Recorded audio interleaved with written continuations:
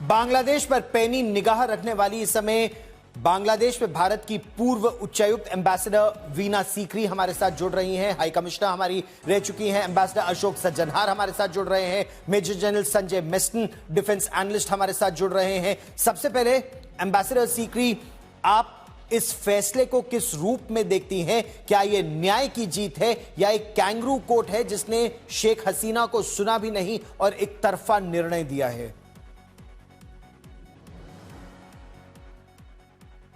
आवाज नहीं आ रही अब। एम्बेसडर सीकरी, क्या आप मुझे सुन पा रही हैं? जी, आप इस फैसले को किस तरह से देखती हैं? ये फैसला जो है बिल्कुल जैसे आपने कहा एक कंगारू कोर्ट का फैसला है।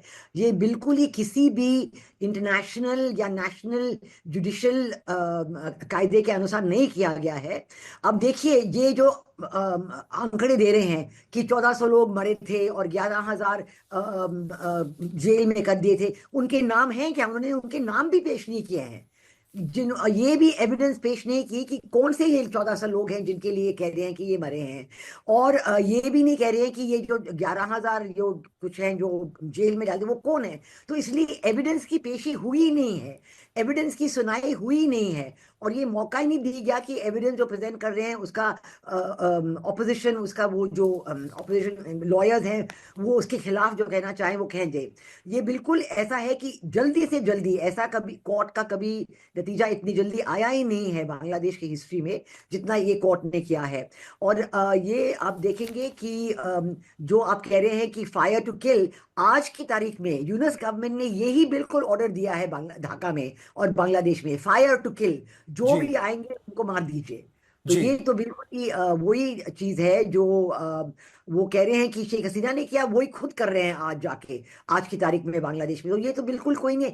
एनी गवर्नमेंट जी, अगर there violence in the street, वो सरकार अपने लोगों को, पुलिस को कहिए कि आप वायलेंस को संभालिए। तो ये आपकी तो दृष्टि में ये पूरी तरह से गैर कानूनी है, न्याय संगत नहीं है एम्बेसडर सज्जनहार। लेकिन शेख हसीना की मुश्किलें क्या बढ़ती जाएंगी? क्योंकि अब वो अगर अपने देश में नहीं जाती अगले 30 दिन में, जैसा उन्हें आदेश दिया है, तो वो इसके खिलाफ अपील नहीं कर पाएंगी, और अगर जाती हैं तो उन्हें सजाए मौत दे दी जाएगी। जी, बहुत धन्यवाद गौरव, मुझे आमंत्रित करने के लिए। देखिए, मैं कहूँगा जो ये फैसला जो था बिल्कुल भी अप्रत्याशित नहीं है, ये बिल्कुल ही एक्सपेक्टेड था। जो यही फैसला होने वाला है और यही शेख हसीना ने पहले भी कह दिया था, और उनके बेटे ने भी, जैसे आपने बताया, उन्होंने कह दिया था ऐसा ही फैसला होने वाला है। तो इसी से किसी को अचंभित नहीं होना चाहिए जो ये फैसला ऐसा आया है, क्योंकि जो भी इसमें ट्राइब्यूनल के जो भी मेंबर्स थे वो सभी चुने हुए हैं, वो सभी चुने हुए हैं जो मोहम्मद यूनुस की जो अनइलेक्टेड सरकार आई है अगस्त 2024 के बाद, उन्हीं के द्वारा चुने गए हैं। तो वो वही करेंगे जो कि वो जानते हैं, जो ये मोहम्मद यूनुस साहब चाहते हैं।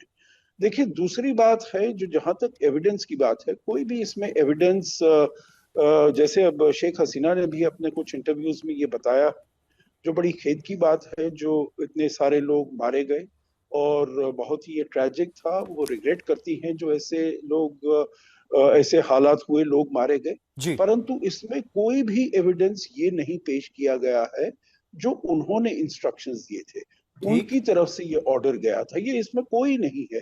तो मतलब ये तो देखिए, जब चीफ एग्जीक्यूटिव होती है तो chief executive, prime minister, president, जो भी वो कहते हैं लॉ एंड ऑर्डर को मेंटेन करना चाहिए गौरव, तो वो ये नहीं कहेंगे जो आप जाइए और आप इस ड्रोन्स का इस्तेमाल करिए, आप हेलीकॉप्टर्स का इस्तेमाल करिए ठीक। और आप ऐसे, ये वाली सब जो एक्शंस हैं, ये तो जो आपकी लॉ एंड ऑर्डर अथॉरिटीज हैं उनको ये देखना पड़ेगा जो क्या इस माहौल में क्या ठीक तो है, जनरल हमें क्या मेस्टन, करना कोई है। सबूत नहीं पेश किए गए, जैसा दोनों हमारे डिप्लोमेट्स हमें बता रहे हैं? कोई सबूत, कोई क्रॉस एग्जामिनेशन नहीं हुआ? और प्रश्न तो लगातार यह भी उठ रहा है कि क्या ये छात्र आंदोलन था या छात्र आंदोलन की आड़ में कट्टर इस्लामिक संगठन बांग्लादेश पर अपना वर्चस्व स्थापित कर रहे थे? रेडिकल इस्लामिस्ट ऑर्गेनाइजेशंस कंट्रोल कर रहे थे बांग्लादेश को? क्या ऐसा होता आपको नजर आ रहा है अब? बिल्कुल गौरव, देखिए अगर आप लार्जर पिक्चर देखिए तो मैं इसको दो तीन शब्दों में बोलना चाहूंगा। पहली बात तो बांग्लादेश में it is death to democracy. Number two, ये बहुत बड़ा स्ट्रेटेजिक गेम है यूनाइटेड स्टेट्स का और पाकिस्तान का, कि बांग्लादेश एक स्ट्रेटेजिक पॉन हो जाएगा पाकिस्तान का और यूनाइटेड स्टेट्स का, वो उसका एक सैटेलाइट स्टेट हो जाएगा। ये इनका बहुत मकसद है। और तीसरा, रेडिकल इस्लामिजाइजेशन, वहां पर इनका मुद्दा है और बेसिकली ये भारत के खिलाफ है। और जहां तक आपने ये दोनों डिप्लोमेट्स ने बिल्कुल सही बोला है, जहां तक ये जो इसमें सारे सबूत पेश किए गए हैं, देखिए एक होती है law enforcement agency. Law enforcement agency कौन थी? पुलिस थी। पुलिस चीफ को सिर्फ 5 साल की वो सजा दी है, वो भी मेरे को लगता है जस्ट ऐसे आई वॉश है। उसने ये कैसे एनफोर्स कर लिया? उसको तो हुक्म मिला होगा कि you have to enforce law and order. No prime minister of any country कभी ये बोलेगा। रहिए मेरे साथ, क्योंकि ये जो इंटरनेशनल क्रिमिनल ट्राइब्यूनल है पाकिस्तान बांग्लादेश का, ये दरअसल है क्या, ये भी हम अपने दर्शकों को बता देते हैं कि ये कौन सा ट्राइब्यूनल था जिसने इसको स्थापित किया। मोहम्मद यूनुस ने। मोहम्मद यूनुस चुने हुए नेता नहीं है बांग्लादेश में, उन्हें थोपा गया है। लेकिन इंटरनेशनल ट्राइब्यूनल केवल नाम का इंटरनेशनल है। 2009 में इसकी स्थापना हुई थी। विरोधियों को सजा दिलाने के लिए इसकी स्थापना उस समय की थी कि 71 के युद्ध में कौन कौन से ऐसे लोग थे जो पाकिस्तान के साथ थे, जो रजाकारों के साथ थे। इंटरनेशनल क्राइम्स ट्राइब्यूनल एक स्पेशल कोर्ट है जिसमें कोई अंतरराष्ट्रीय जज नहीं है। जो भी जज है वो बांग्लादेशी है। और जैसा एम्बेसडर वीना सीकरी और एम्बेसडर सज्जनहार बता रहे थे, वो मोहम्मद यूनुस के बेहद करीबी हैं। ये कोर्ट मानवता के खिलाफ अपराध और युद्ध की सजा देने का अधिकारी है और इसीलिए क्राइम्स अगेंस्ट ह्यूमैनिटी, मानवता के खिलाफ अपराध का मामला शेख हसीना और उस समय के गृह मंत्री असदुज्जमान के खिलाफ डाला गया था। 1971 में बांग्लादेशियों पर, या उस समय के पूर्व पाकिस्तानी ईस्ट पाकिस्तान के जो बंगाली थे उन पर वेस्ट पाकिस्तान के पंजाबियों ने जो अत्याचार किया था, उसमें इनको स्थापित किया गया था। अब शेख हसीना का भविष्य क्या है? एम्बेसडर वीना सीकरी हमारे साथ है, एम्बेसडर सज्जनहार और जनरल मिस्टर हमारे साथ है। ब्रेक के बाद शेख हसीना का भविष्य क्या है? क्या भारत को उन्हें अब वापस बांग्लादेश भेजना होगा, दबाव बनेगा, या वो अंतरराष्ट्रीय कोर्ट में जा सकती है? कई प्रश्न हैं।